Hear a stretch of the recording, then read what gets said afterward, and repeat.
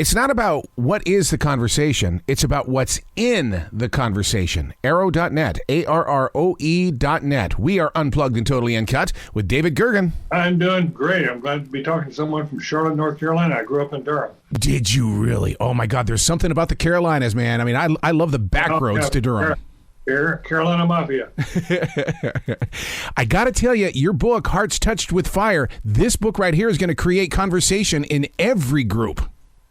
Well, I hope so, because I do think we're in peril as a nation, and I think we got to have some frank conversations about how the hell we get out of this mess.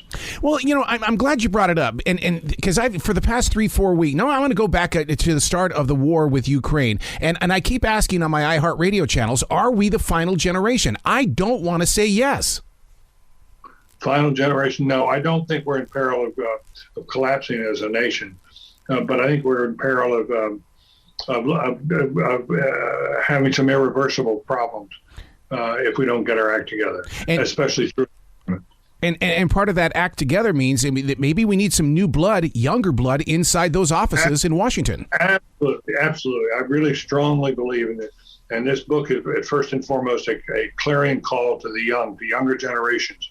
Not only generations X, which has been waiting, that generation's been waiting on the sidelines patiently to have a chance to share in the governing. They haven't had much of a shot. They need a chance at that.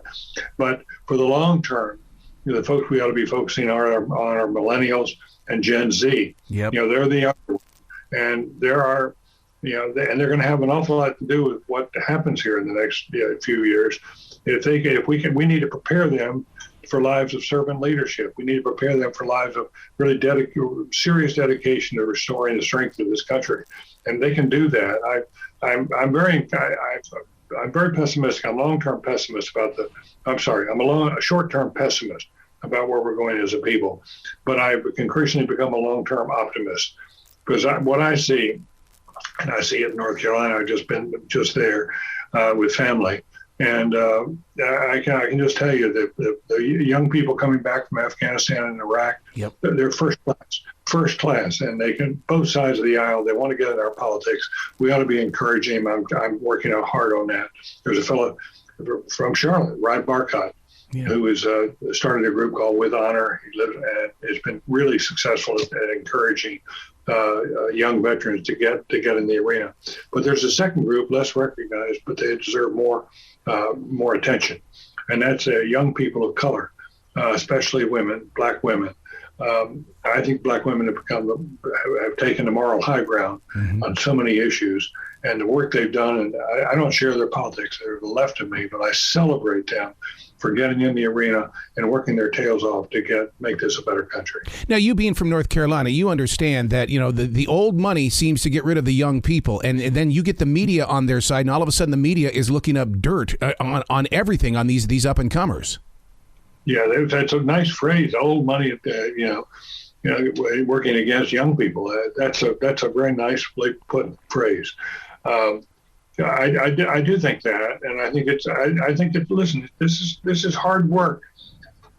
Nobody is going to turn this place upside down, turn the nation upside down. There are too many forces the other way around. Well, but over time, listen, I think the business community is beginning to change. I think they're reimagining capitalism. They're taking it. It's not just about shareholders, but about stakeholders. I see the universities are becoming more serious. I've been involved at Duke and at Elon a lot, in North Carolina, and I see that. But I'm persuaded that the next few years can be a turnaround time for us. But we have to work hard at it, and we've got to have a lot of patience and perseverance because the forces in favor of status quo and elitism are powerful. Yeah. Do you see Madison Cawthorn of North Carolina as being a distraction, or do we see him as somebody that we can study so that we don't act like him, or maybe we need to be as strong as him? I think we ought to study him as an example of where to go wrong, how easy it is to go wrong. Yeah. Because, I mean, of all things, isn't it kind of weird how North Carolina seems to be a magnet to stuff like that? It is. And some of my most formative years were spent in North Carolina politics. I first got into politics when Terry Sanford was governor. Yes. Yeah, and he was a charismatic figure. He was our John F. Kennedy. But Terry took it upon himself to, fight the Klan. And I got very involved with that. I almost, and I tell the story in the book. I thought I was going to die there at one point. But working with Terry was a grand experience, and it gave me again more faith in the power of change and people who can want change, and especially in North Carolina. I've seen, there are two North Carolinas, and there's the one that tends to be to the East Coast, much more conservative, and also in the mountains areas, and then there's the Piedmont area, which tends to be more center left. And they and the universities represent much of that center left spirit. And we've never really settled this. We go back and forth in North Carolina, but we have a strong Republican group, we have a strong Democratic group, and we clash a lot. And over time, we're going to have to learn how to live together. It's going to take some time.